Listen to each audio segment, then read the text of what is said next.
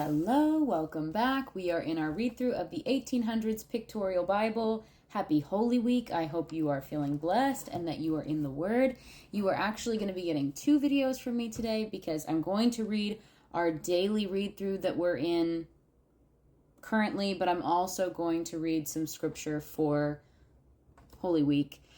So be on the lookout for that second video today. But in our read-through, we are in Leviticus chapter 14. This is another long one, so I'm going to get started so we don't run out of time, Lord willing. Grab a Bible, read along with me, Leviticus chapter 14. And the Lord spake unto Moses, saying, This shall be the law of the leper in the day of his cleansing. He shall be brought unto the priest, and the priest shall go forth out of the camp, and the priest shall look, and behold, if the plague of leprosy be healed in the leper.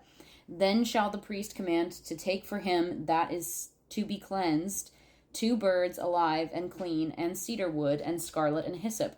And the priest shall command that one of the birds be killed in an earthen vessel over running water. And as for the living bird, he shall take it, and the cedar wood, and the scarlet, and the hyssop, and shall dip them, and the living bird in the blood of the bird that was killed over the running water.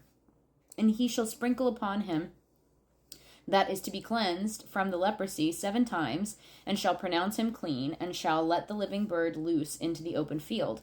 And he is to be cleansed shall wash his, and he that is to be cleansed shall wash his clothes, and shave off all his hair, and wash himself in water, that he may be clean. And after that he shall come unto the camp, shall tarry abroad out of his tent 7 days.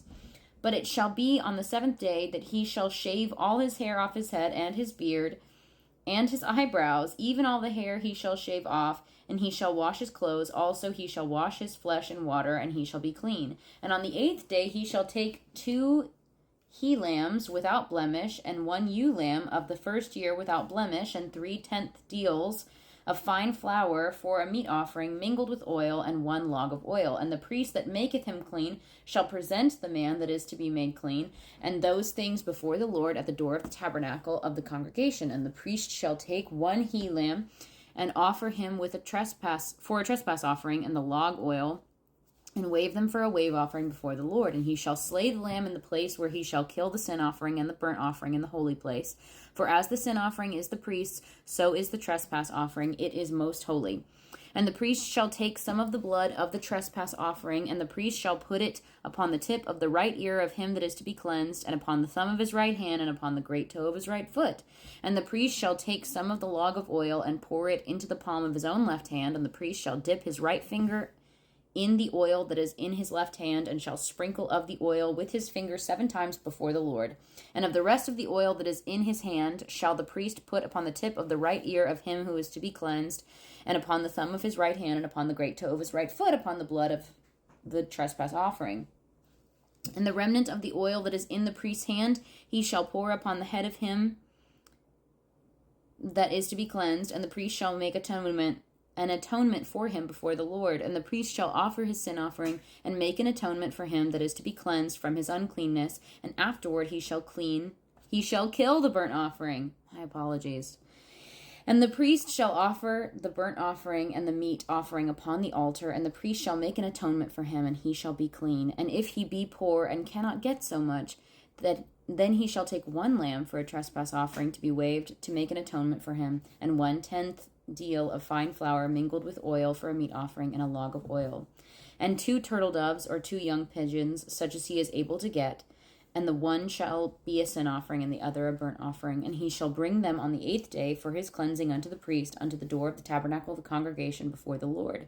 And the priest shall take the lamb of the trespass offering and the log of oil, and the priest shall wave them for a wave offering before the Lord. And he shall kill the lamb of the trespass offering, and the priest shall take some of the blood of the trespass offering, and put it upon the tip of the right ear of him that is to be cleansed, and upon the thumb of his right hand, and upon the great toe of his right foot. And the priest shall pour out of the oil into the palm of his own left hand, and the priest shall sprinkle with his right finger some of the oil that is in his left hand 7 times before the Lord. And the priest shall put of the oil that is in his hand upon the tip of the right ear of him that is to be cleansed, and upon the thumb of his right hand, and upon the great toe of his right foot, upon the place of the blood of the trespass offering. And the rest of the oil that is in the priest's hand he shall put upon the head of him that is to be cleansed, and make an atonement for him before the Lord. And he shall offer the one of the turtle doves, or of one of the and he shall offer the one of the turtle doves, or of the young pigeons, such as he can get, even such as he is able to get, and for a sin offering, and the other for a burnt offering, with the meat offering. And the priest shall make an atonement for him that is to be cleansed before the Lord. This is the law of him in whom is the plague of leprosy, whose hand is not able to get that which pertaineth to his cleansing.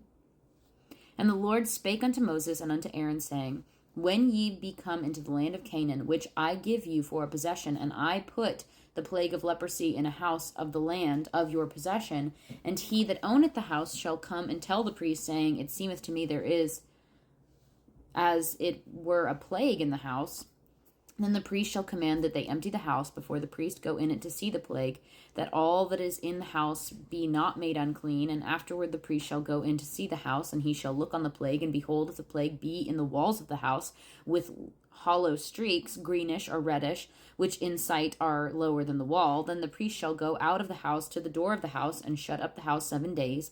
And the priest shall come again the 7th day, and shall look, and behold, if the plague be spread in the walls of the house, then the priest shall command that they take away the stones in which the plague is, and they shall cast them into an unclean place without the city.